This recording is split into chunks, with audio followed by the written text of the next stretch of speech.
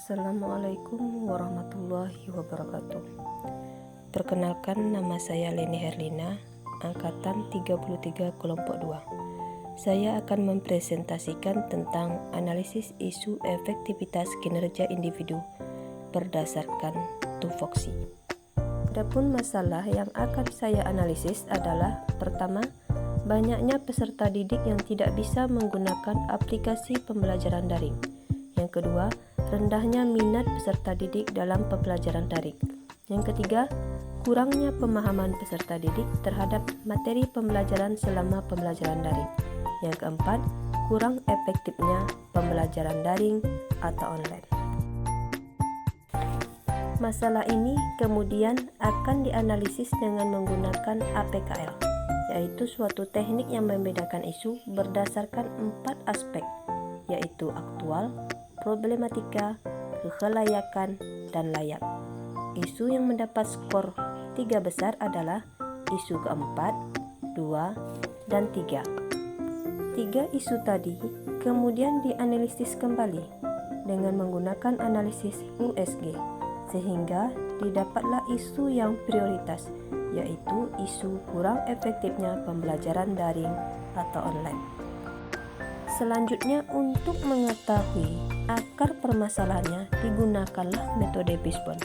Dari metode ini dapat dilihat ada 4 kriteria penyebab kurang efektifnya pembelajaran daring. Yang pertama dari segi yaitu kurangnya pemahaman peserta didik terhadap materi selama pembelajaran daring. Yang kedua, materialnya. Metode atau media pembelajaran yang digunakan kurang tepat untuk pembelajaran daring. Yang ketiga, metodenya. Guru belum mampu membuat pembelajaran daring menjadi menarik. Yang keempat, mesinnya. Tidak semua peserta didik memiliki smartphone dan akses jaringan internet yang bagus, serta tidak semua peserta didik menguasai iptek media pembelajaran. Kemudian kita masuk ke analisis SWOT. Yang pertama, strength-nya atau kekuatannya. Siswa dapat dengan mudah berdiskusi dengan guru bila mengalami hambatan dalam pembelajaran daring. Yang kedua, proses belajar mengajar dapat berlangsung di tengah pandemi melalui daring, dan peserta didik tidak ketinggalan pelajaran, serta peserta didik dapat mengikuti pembelajaran daring dengan waktu yang fleksibel. Yang kedua, dari segi weakness-nya atau kelemahannya.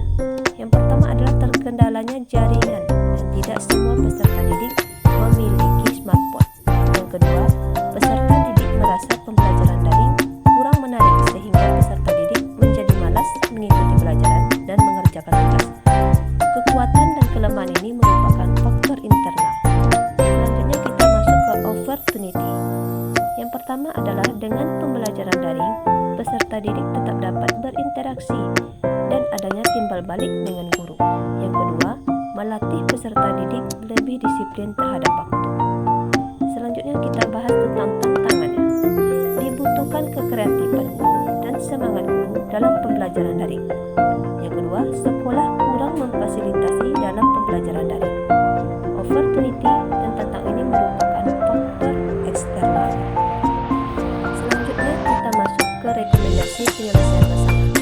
Akar masalah yang pertama adalah media pembelajaran yang kurang tepat saat pembelajaran daring. Rekomendasi penyelesaiannya: pertama, mencari metode dan media pembelajaran yang menarik. Yang kedua, adanya variasi media pembelajaran yang tepat dan menarik, seperti menggunakan Classroom. Akar masalah yang kedua, kurangnya pemahaman terhadap materi pembelajaran saat pembelajaran daring.